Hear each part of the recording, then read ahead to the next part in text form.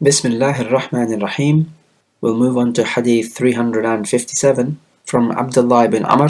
The Prophet ﷺ said, Salatul Rajuli qa'idan nisfu salah, that a man praying sitting down is worth half of the prayer. So Ibn Amr says that once he came to the Prophet and he saw the Prophet praying sitting down, and he says, I put my hand on his head, and the Prophet said, what's the matter with you, Abdullah ibn Amr? And he said that you told me that the prayer of a man sitting down is half a prayer, and I see you here sitting down praying. And the Prophet said, Ajal, lakinni lastu ka'ahadin minkum. Yes, of course, but I am not like any one of you.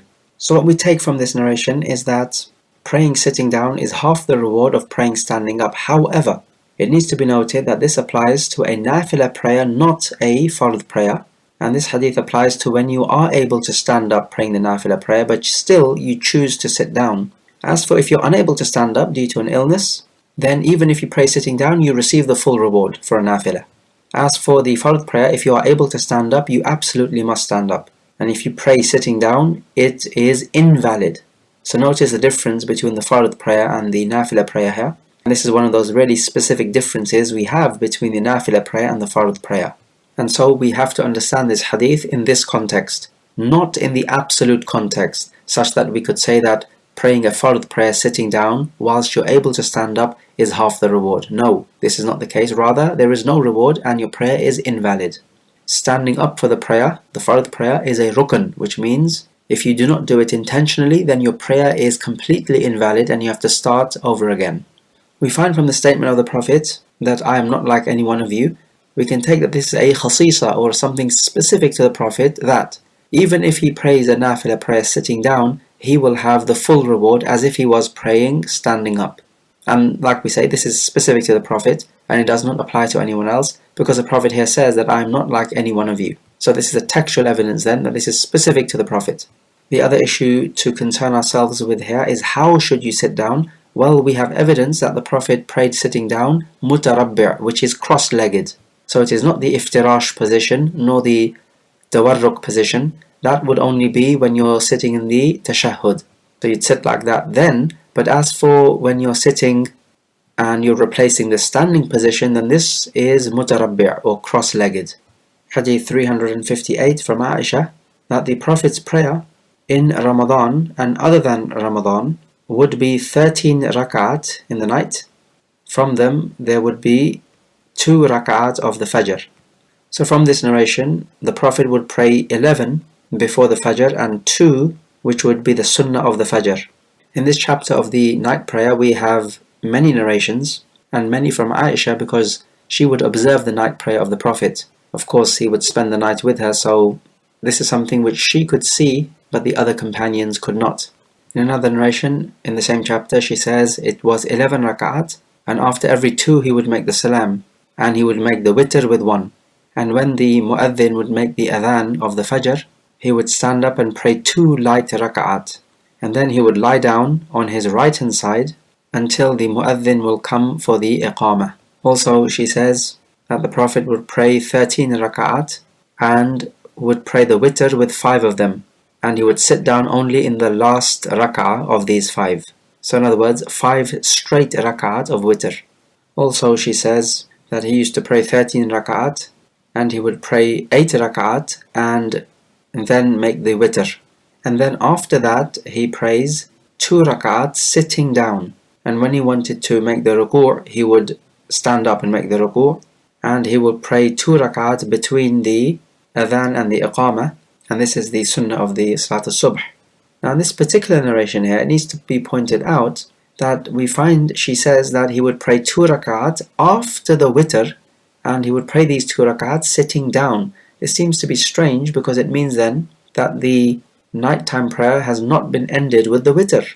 Well, the way around this would be either to say that this prayer is like the ratib prayer of the witr, just like you have the rawatib prayers of your 5 prayers, so 4 before dhuhr and 2 afterwards, 2 after the maghrib, 2 after the isha, and 2 before the Salat al-Subh. So these are the rawatib. So we could say that this would be a ratib prayer for the Salat al-Witr, 2 rak'at prayed afterwards.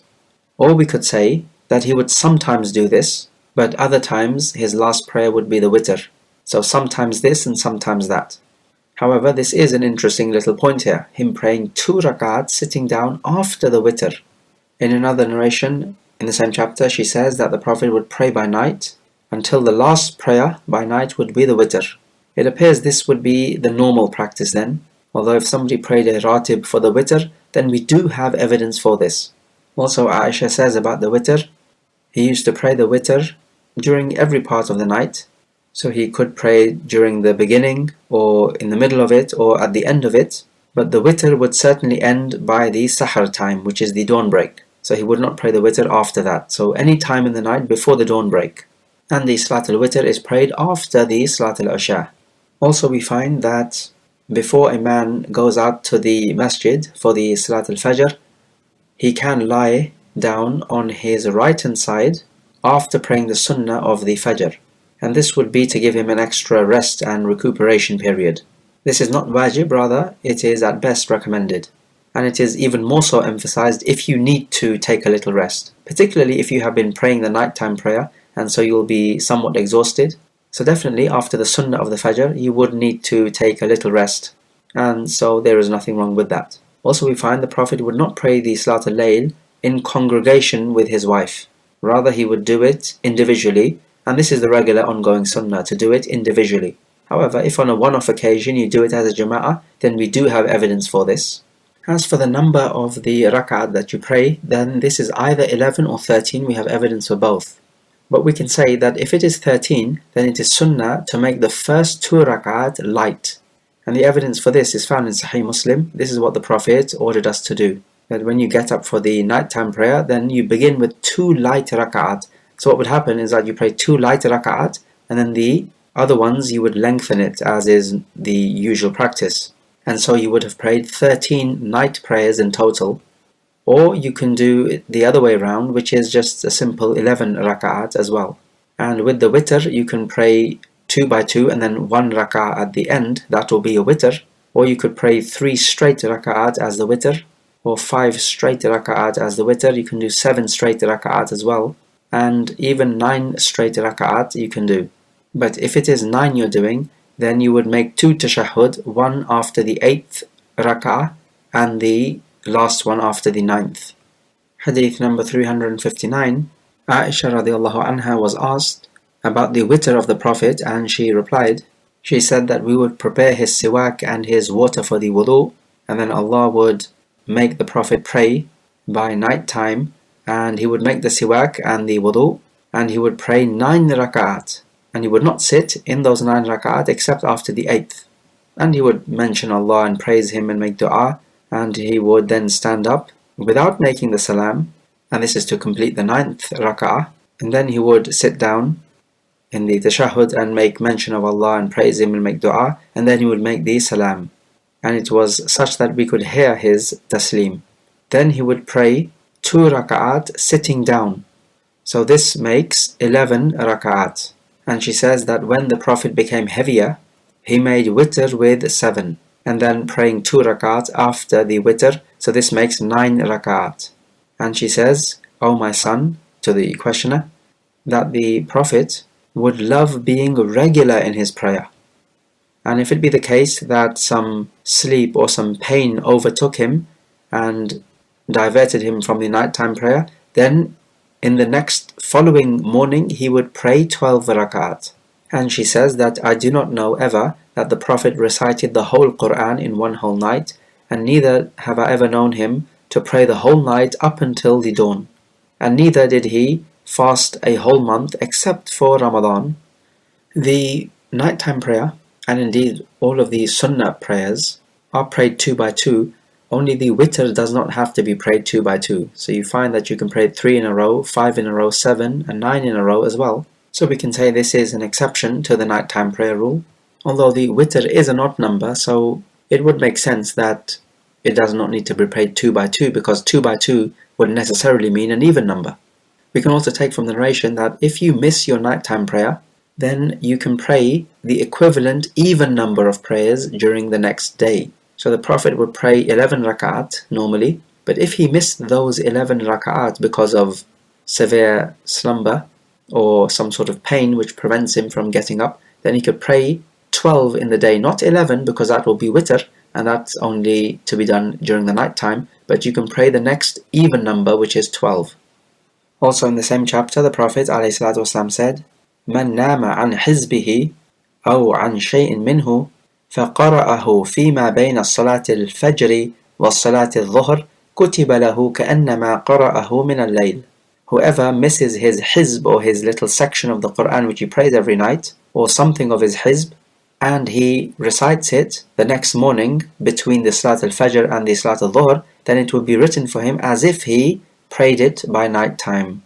So this hizb which he's talking about is a section of the Quran which you would recite every night. So this might be a juz, or maybe half a juz, or whatever you can muster. So if you missed that recitation by night time in your nighttime prayer, and then you prayed it in the morning between the Salat al-Fajr and the Salat al-Dhuhr, then it would be written as if you prayed it by night time, because of course night time is more virtuous.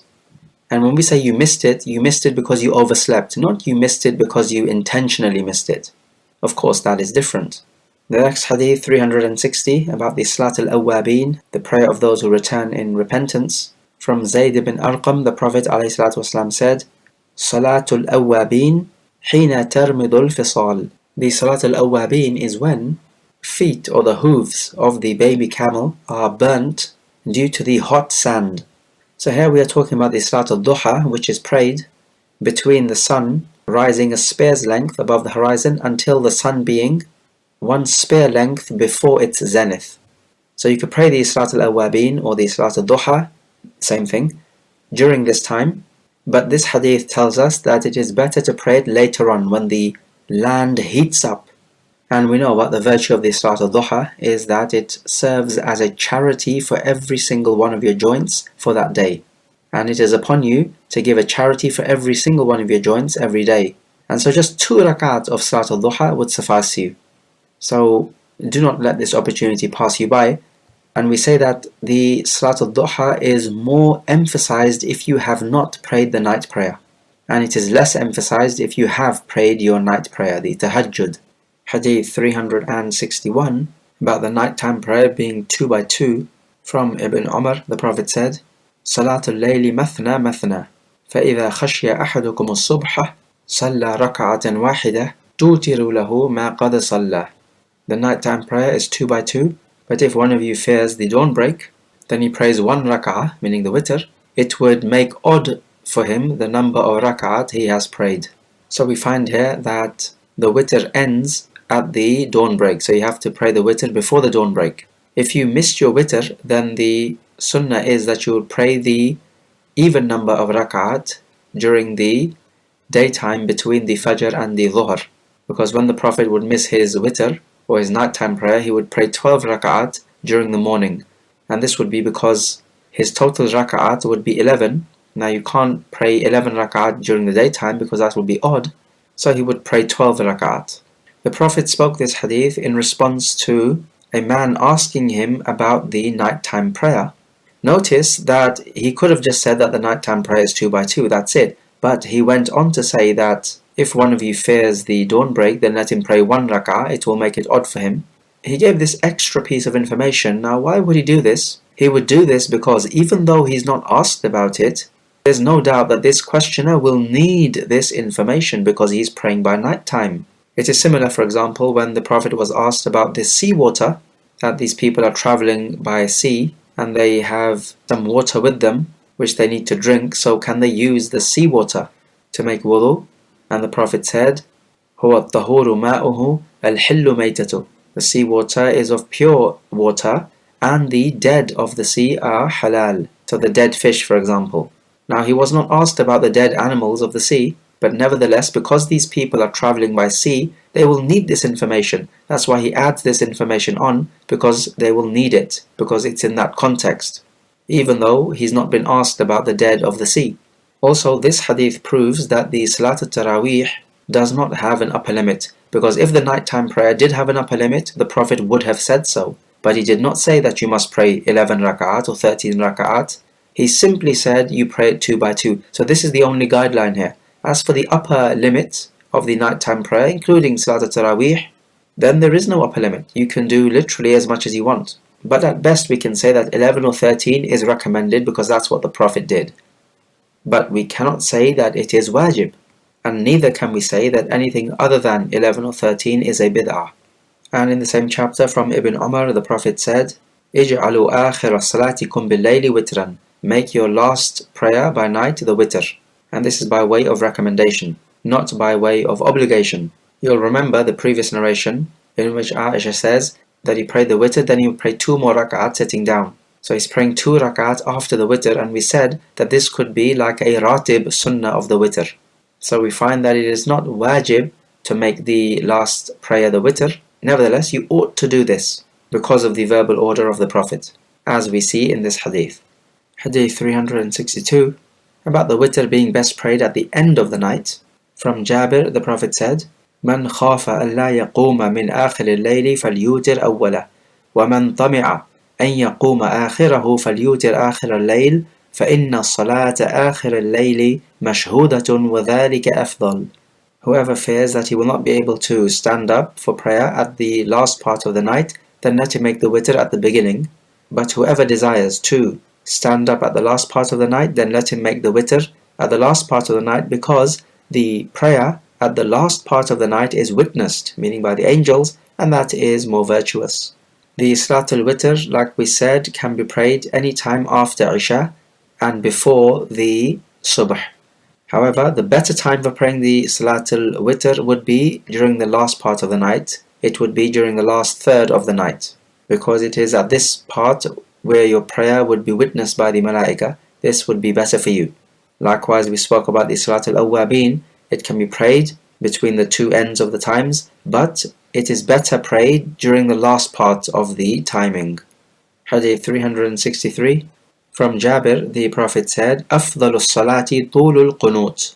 The most virtuous type of salah is the one with a long qunut. Now, qunut could mean a dua, and it could mean recitation. So here he's saying that the best salah is the one with a long recitation. Now the sunnah is that if you make one part of the prayer long, then the other parts of the prayer should be made proportionally long.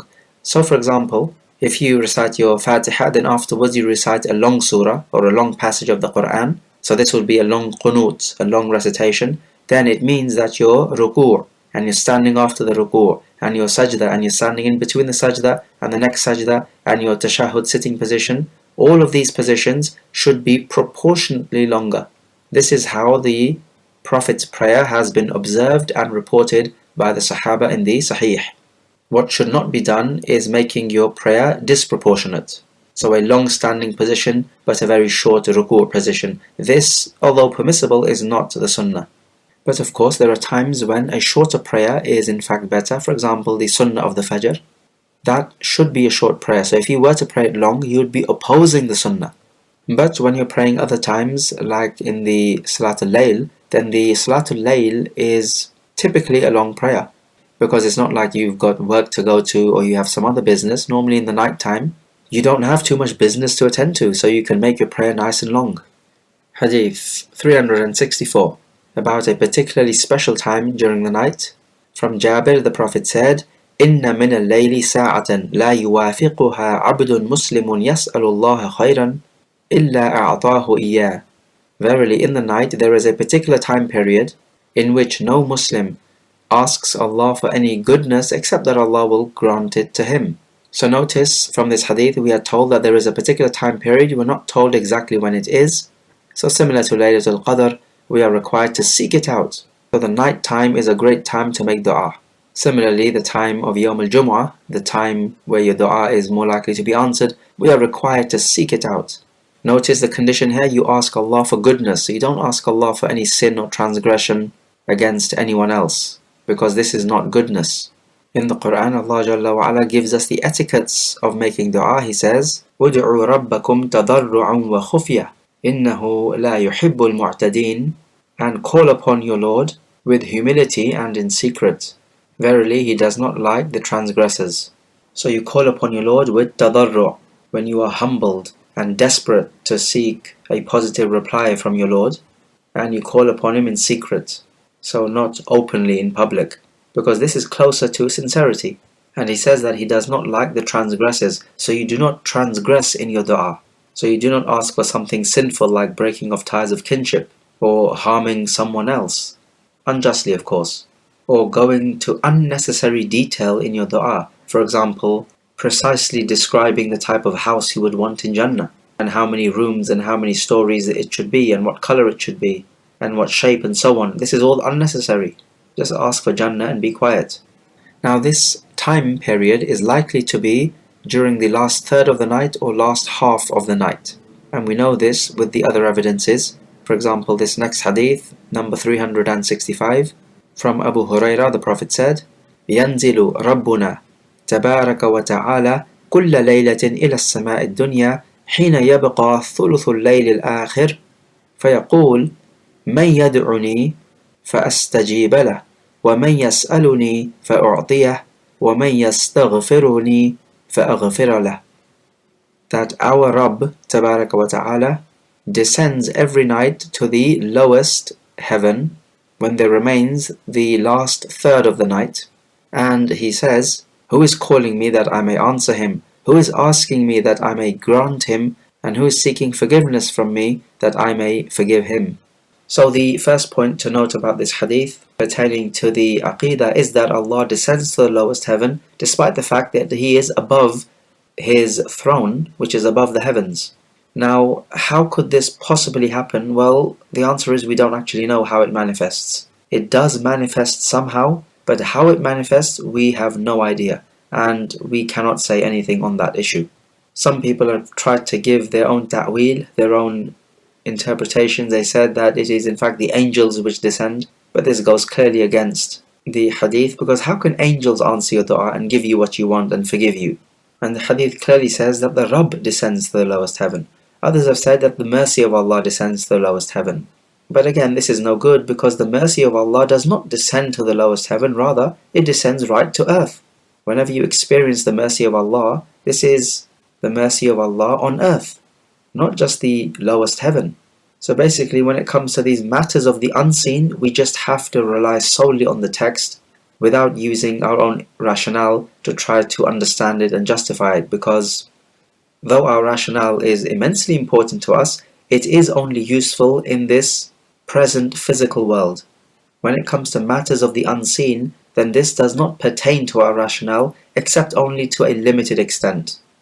Similarly, somebody may ask, but would it then not be the case that Allah is always descended to the lowest heaven? Because for somebody somewhere in the world, it's always the last third of the night, is it not? We say yes, for you particularly then, He is descended, but for the other person who is in daytime, in another part of the world, Allah for him is not descended.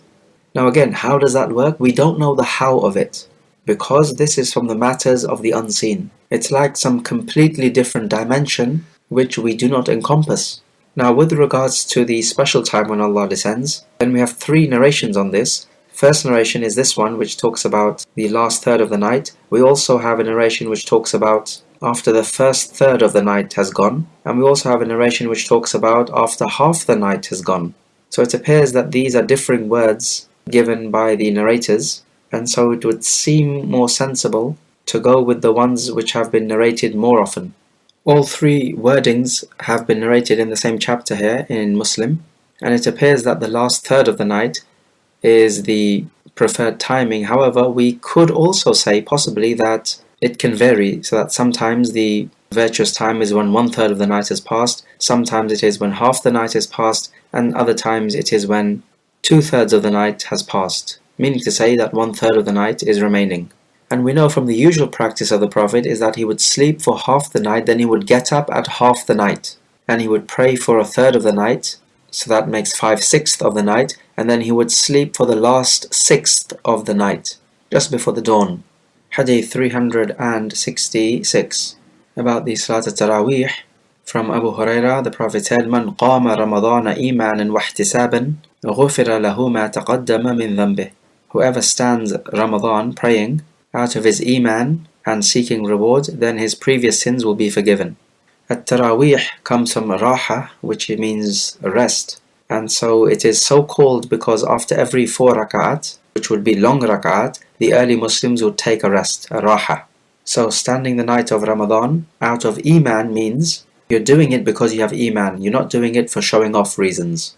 Rather, it is ikhlas. And ikhlas to Allah Jalla wa Ala can only come from your Iman. And also you have Iman, or the faith in the virtue of standing in the night of Ramadan as well. As for ihtisaban, it is when you seek reward. And then as we find, the reward is that your sins will be forgiven, and this would pertain to your minor sins. So in this hadith then there is the fadila, or the virtue of standing the night time in Ramadan. This could be done in a jama'ah, it could be done by yourself, and there is no upper limit on how many rak'at you pray. Like we said before, only when it comes to the last 10 nights, then the sunnah is not to go to sleep at all, rather it is to stay the whole night praying. And in the same chapter from Aisha, she says that the Prophet prayed in the masjid one night, and some people came along and joined him in this prayer. So they made it into a congregational prayer. Then the next night he prayed and more people came to join him. And then the next night, the third night he prayed and yet more people came to join him. Then on the fourth night he did not come out. And the next morning he told his companions, قَدْ رَأَيْتُ الَّذِي صَنَعْتُمْ فَلَمْ يَمْنَعْنِي مِنَ الْخُرُوجِ إِلَيْكُمْ إِلَّا أَنِّي خَشِيتُ أَن تُفْرَضَ عَلَيْكُمْ. I saw what you people did, meaning to say, I saw that you people had gathered together waiting for me to come out for the prayer, and nothing prevented me from coming out to you, except that I feared that this prayer would become a fard upon you. And it says in the narration at the end of it that this was in Ramadan. So we find here from this narration that the Prophet prayed the Salat al-Taraweeh in the masjid in congregation. And we can also take that it is not wajib, because the Prophet did not want to make this prayer wajib. Before we end off, let's take a few more points of benefit from what has preceded. Now in the chapter of the night Salaah, there is a narration in Sahih Muslim where Aisha radiallahu anha says that the Prophet prayed 4 rak'at, and do not ask me about the beauty and the length. Then he prayed another 4, and do not ask me about the beauty and the length. Then he prayed the 3 rak'at of witr. She says, I asked the Prophet, do you sleep before Salat al-Witr? And the Prophet said, Ya Aisha, inna aynaya tanamani wa la yanamu qalbi. My eyes sleep, but my heart does not.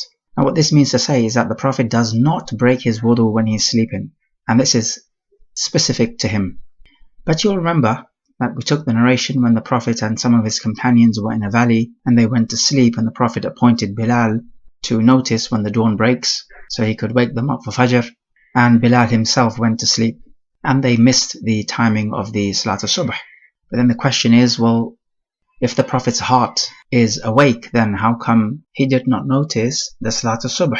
And the answer that we can give is that his eyes certainly sleep, and his eyes could not see the dawn break, because that is only seen through the eyes, not through the heart. Another question we ask is that if you pray Salat al-Witr and then you go to sleep and then you wake up in the same night, do you have to redo the Witr? If you have prayed some nawafil rak'at during the night, 2 by 2, the weightier opinion here is no, you do not, because you do not pray witr twice in one night.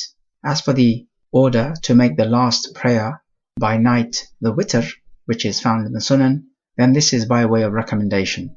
But the bottom line is you do not pray witr twice in one night. Okay, another question. Is it better to pray Salat al-Taraweeh in the masjid or in the home? Well, we've seen that in the masjid is certainly permissible. The Prophet did so. However, authentically in the Sahihain, we also have that the Prophet said, فَصَلُّوا أَيُّهَا النَّاسِ فِي بُيُوتِكُمْ فَإِنَّ أَفْضَلَ الصَّلَاةِ صَلَاةُ الْمَرْءِ فِي بَيْتِهِ إِلَّا الْمَكْتُوبَةِ. Pray in your homes. The best prayer is the prayer of a person in his home, except for the wajib prayers.